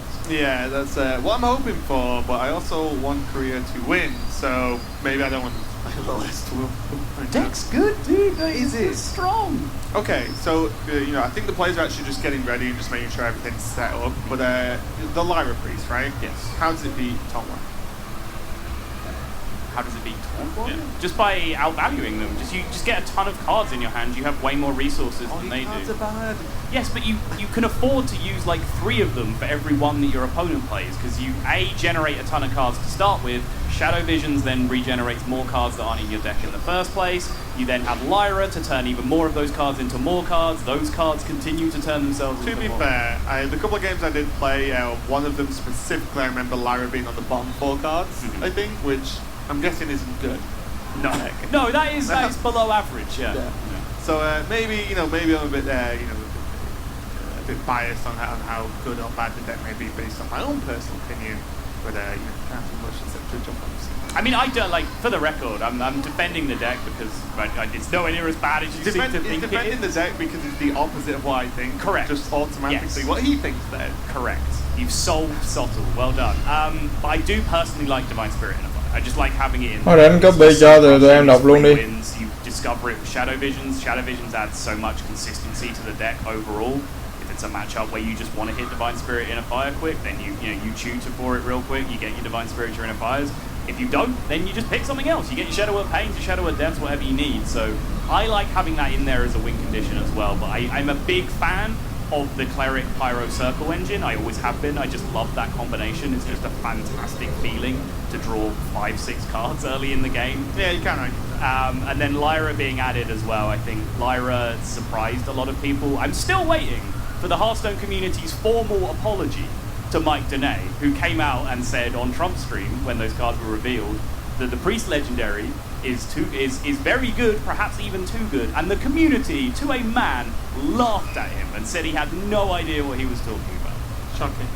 Shocking. Who's laughing now? Yeah. Ben Bro, that's it. Probably always. But we can check out the, just while I went to the place here already, we can check out the format. Just to remind you guys, as we are over halfway through day 1 now. This is stage 1. Đó, lệnh đó. 6 teams. Going to be in a 10-week round robin. They play against every other team in their group, and the top 3 make it to stage 2.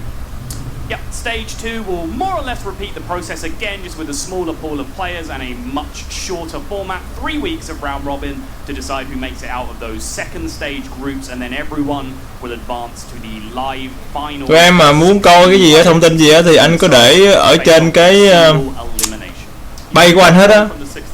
Oh my bad, yes, you're totally right. Anh có để trên bay của anh á, các em vô cái phần photo trên cái bay của anh á, thì mà vô cái phần photo thêm like á, bấm vô đó thì tất cả những cái gì mà thông tin anh post đó nằm trên đó hết. Thì em lên trở lên xem. Ok. Thì đa số những cái gì mà về rương, những cái phần thưởng của tháng, rồi những cái lịch đấu, anh có post trên đó, rồi em lên chỉnh coi nha.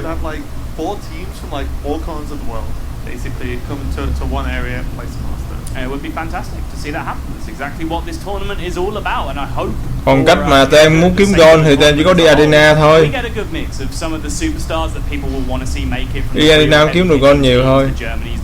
Còn không mà không thể nào kiếm được nhiều được. The UK, the USA more likely probably goes onto that list.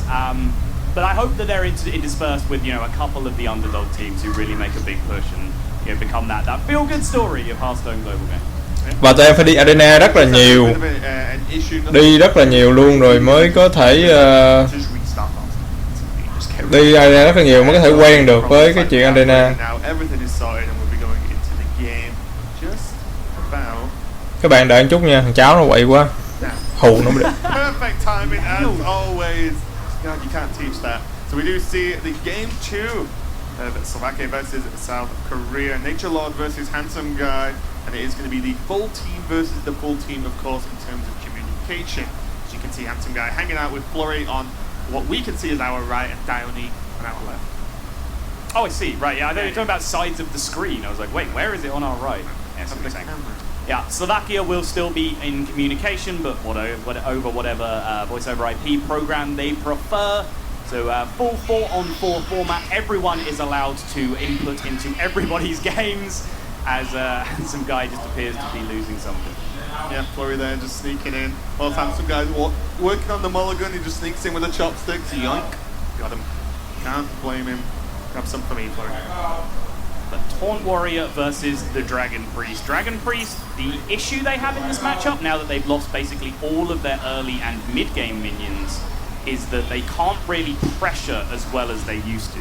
Dragon Priest was a very effective deck against this style of deck. Let's kind of look at Reno Mage maybe as like a relative surrogate, just extreme late game, control you out of the game, explosive win condition past turn 10 or beyond. They used to be able to get early pressure through, but then if the early pressure didn't work out, they could fall back on nearly unlimited value to just outlast the control deck. Now they can still do one of those things, which is generate nearly infinite value. They don't really get the pressure going too well, and that's the big difference now.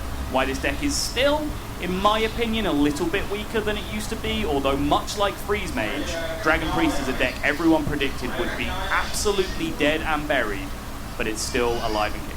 Yeah, and we've seen multiple slight variations, but overall the list looks very, very similar.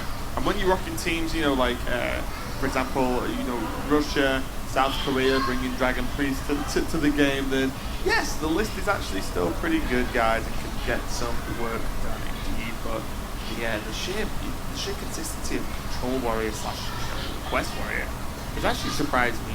I know the deck is good, and I know we've seen some players with some great results, for example, on ladder, but the just amount of people bringing it is insane. The amount of people picking it as well, even when it's probably expected to be picked. This deck's so strong. I don't know why that surprises you. This deck is just immensely powerful. It's you know, the nature of the quests, kind of in the way they were designed in terms of, you know, do X, Y times, is that, you know, depending on where the number falls, the deck is either just going to be really, really good if that number is a number that you could achieve, or really, really bad if it's a number that you can't, right? One step too. Yeah. The plus side of doing it that way is that you can fairly easily adjust that on the fly just by printing more cards that synergize with it in future expansions, or if you're going to balance them, it's a simple matter of adjusting the numbers one way or the other. But the way it's panned out, there's maybe 2.5 quests which have shown to be powerful, which is Warrior, Rogue, and maybe Mage is the half one. And then the other ones just don't see play at all because the numbers are just probably one too high. Suddenly, if you made them one too low, they're probably just going to be absolutely broken. But it's a difficult world to go into. My petition for the Hunter quest to be made one lower starts now, and get the petition up on Reddit or something and get those signatures in. But yeah, already what is that, 2 taunts into the game already. Now Cornered Sentry is going to be a nice cheap tool. We've talked a lot about cheap taunts being available for the Control Warrior and how just slipping into some turns. Yep, and let's him go to plus 3. Chào mừng các bạn quay trở lại. All the way up to 4 taunts already. His hand is running dry in terms of taunts that he will want to Thằng cháu nó quậy quá. in the near future though. If he goes Tar Creeper and Cornered Sentry here, there will be all those 1/1s on the board, but he has 2 fantastic minions for interacting with. Ủa cái vụ mà anh nói bỏ quét để nhận cái quét to con hơn, lúc trước anh có nói anh làm trong mấy video rồi mà sao không ai coi hết ta. Đúng là thật là mình làm mấy cái video cho newbie coi mà chả ai coi hết. Coi xong mà hỏi lại không à. Cái HTC Bond gì của nó đó. But generally, it's just Dragonfire Potion and a Holy Nova in the deck, so it won't be too bad. At least the Trailblazer, one of my favorite cards from the new expansion, being played now. Kind of just a good card. Card's just sweet. It's such a cool idea. It's such an exciting animation. It's, you know, it's just so well done. Thì anh có làm video hết rồi, mấy cái của newbie anh làm cho video hết trơn rồi, có mười mấy tập à, coi hết là sẽ biết hết à. Coi hết là sẽ nắm hết cái Hearthstone là như thế nào. Đứa cháu nó quậy quá, nó không chịu đi ngủ. Anh phải dọa nó một chút cho nó khổ. Nhà nó sợ có một mình anh à.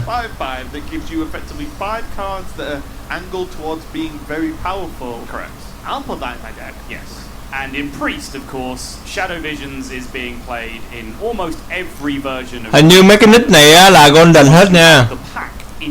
Mấy nick mà đánh giải về á là mấy nick đánh giải về á là golden hết nha.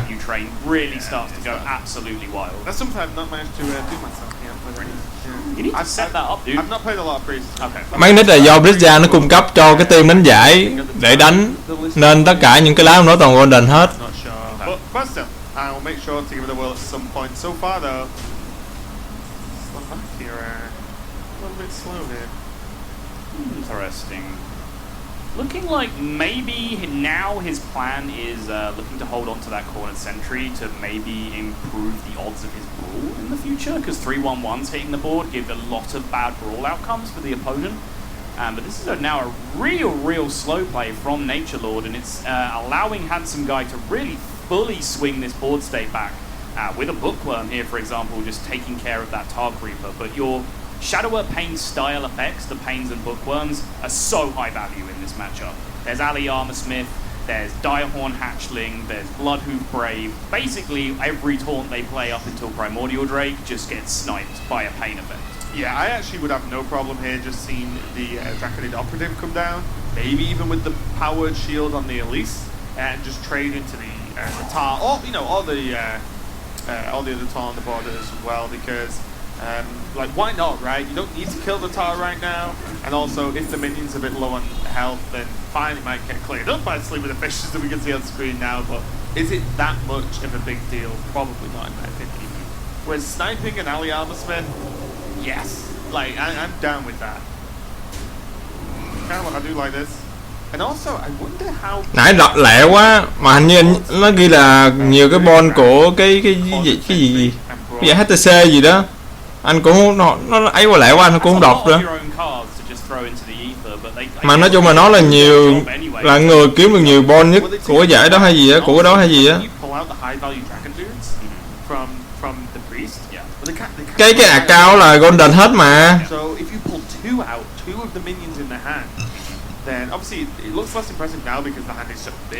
Em xài cái deck của nó mà em xài deck nó mà em không được làm vậy đó, em phá là em chịu trách nhiệm á. Mấy cái deck của nó cung cấp cho em là em chỉ đánh giải thôi, em chỉ đánh giải thôi, không được làm gì hết.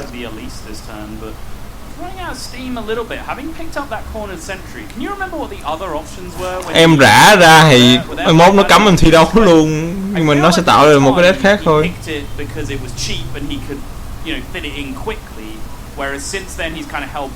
Nó có cho kiểu nó cấp thôi, nó cấp cho bên một team là đánh cái hạt đó là đánh giải thôi, không có dùng cái hạt đó để đánh ở ngoài, cái hạt đó dùng để đánh giải thôi.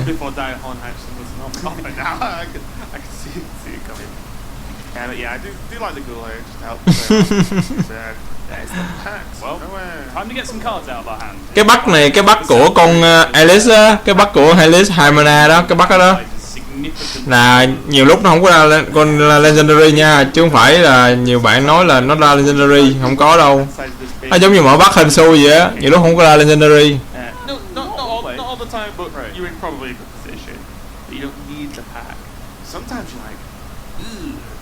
Okay, I'm gonna just spam loads of cards out now and then play the pack, then get the value. Yeah, there are situations you run into where, you're a long way behind on board and the reason why you have a big hand is... Tới giờ cao điểm rồi nên hơi bị lắc quá, nó hơi bị giật á. Mạng nó giật. Yeah, so you could have a clunky hand. Cards have just got stuck in your hand, and then you play Elise, you draw the pack early, and you're really looking in that pack for answers because the rest of your hand has been so bad. That's about the only time it gets awkward, but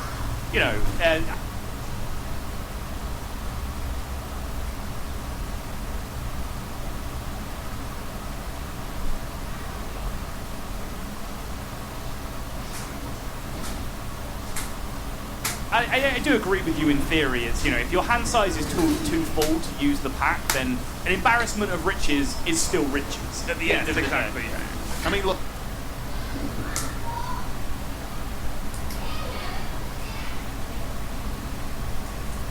Ở đâu ra mà lấy ra có bit? Cái hạt nó cung cấp đánh giải mà, nó cấp cho mỗi team đánh giải mà làm gì cái bit? Full mấy cạc bách luôn, cạc bách full. This is not a bad turn. Like, it seems pretty reasonable to me. The potion of madness as well is very good in this matchup. Just because of... Tới giờ cao điểm rồi mạng nó bắt đầu nó chập chờn, nghe không? Này phải coi khuya kìa thì may ra mạng nó mới mạnh.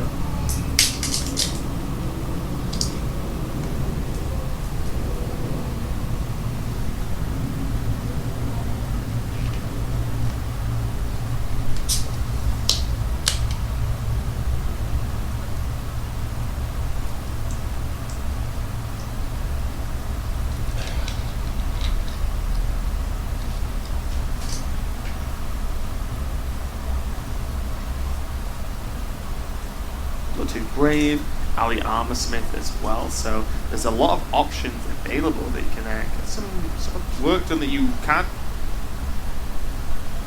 Cái bắt của Elite có Legendary nha, chứ không phải chỉ có Epic không đâu.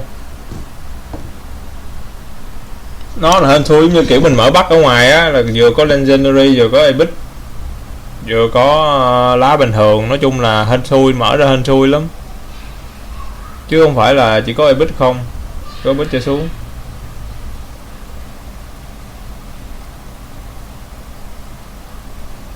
Mày bắt đầu chập chờn rồi. Really one play around a lot of the time, and also can't really expect, if you.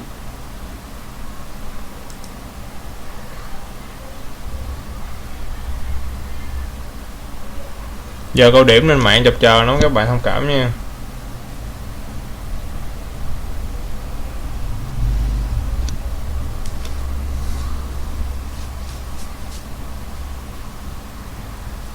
Pull the operative out did destroy a lot of value with that one brawl, and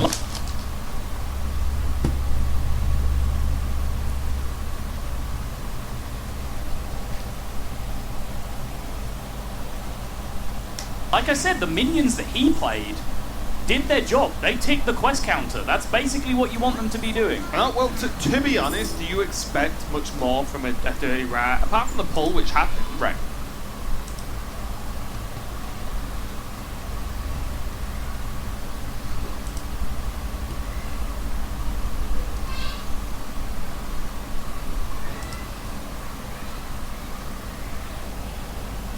Is doing that, he can just play the Nether Spire story. Để chế độ thấp chút mà coi nó đỡ bị giật. Để cao quá nó bị giật lắm.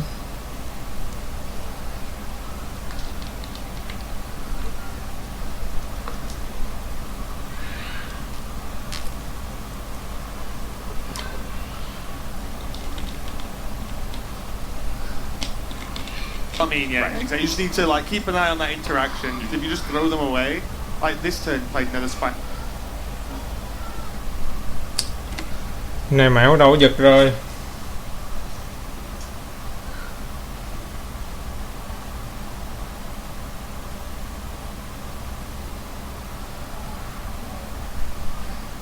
And then play Jade. Yeah. Do that again, then suddenly your bookworm's not live. Sure. Second ball. Whatever. Cái này giờ câu điểm mà.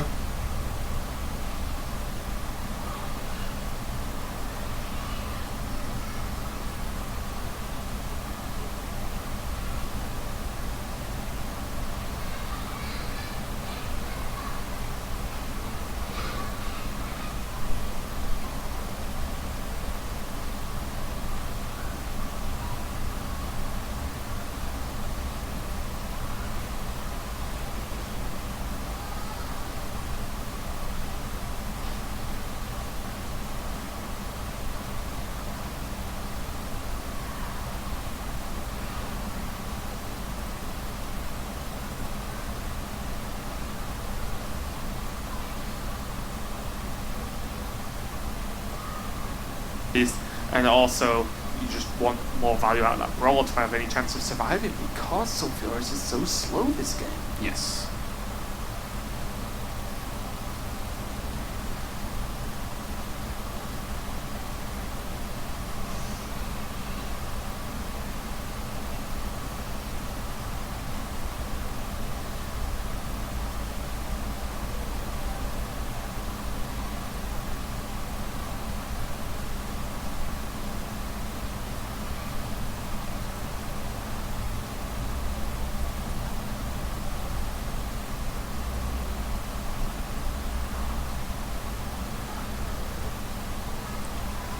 Mệt ghê trời.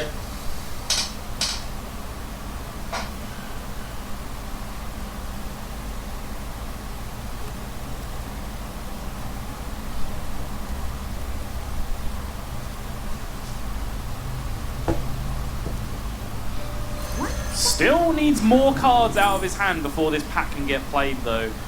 Next draws a Twilight Drake scale.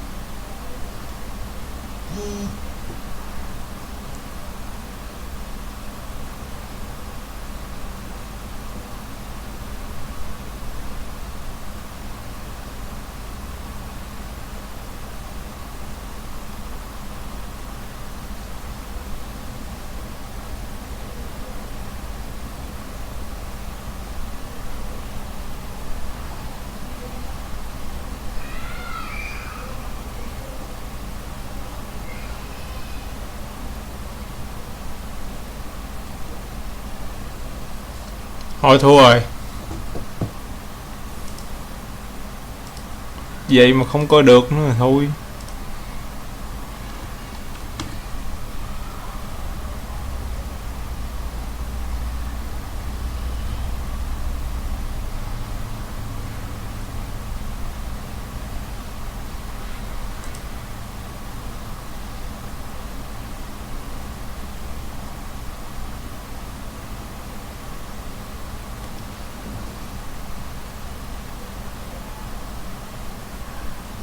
Mang giật quá.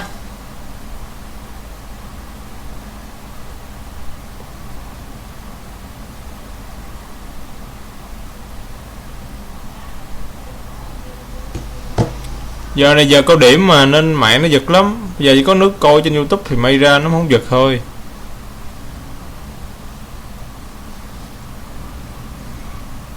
Coi trên đây giật lắm.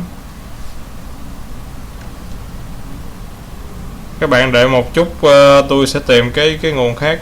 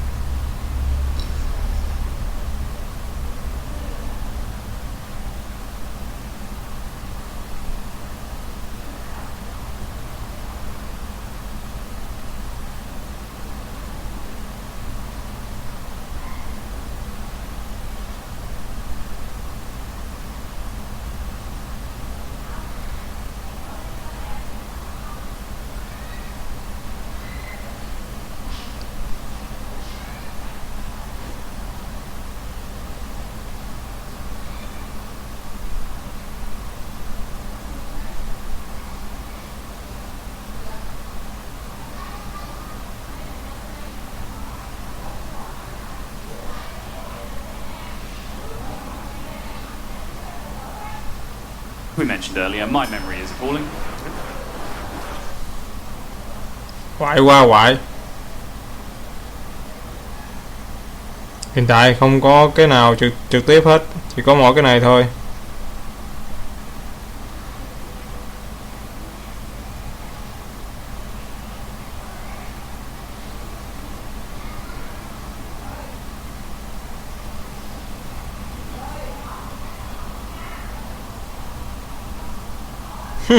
No, you can see Team Korea like.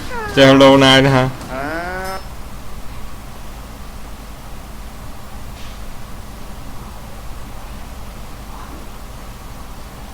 Không có kênh YouTube nào trực tiếp hiện tại cái vụ này hết á.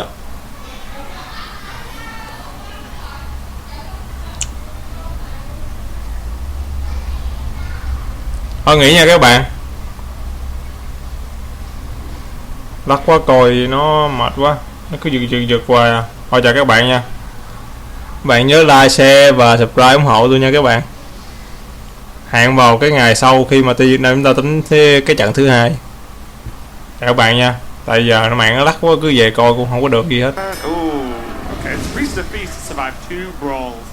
This guy is an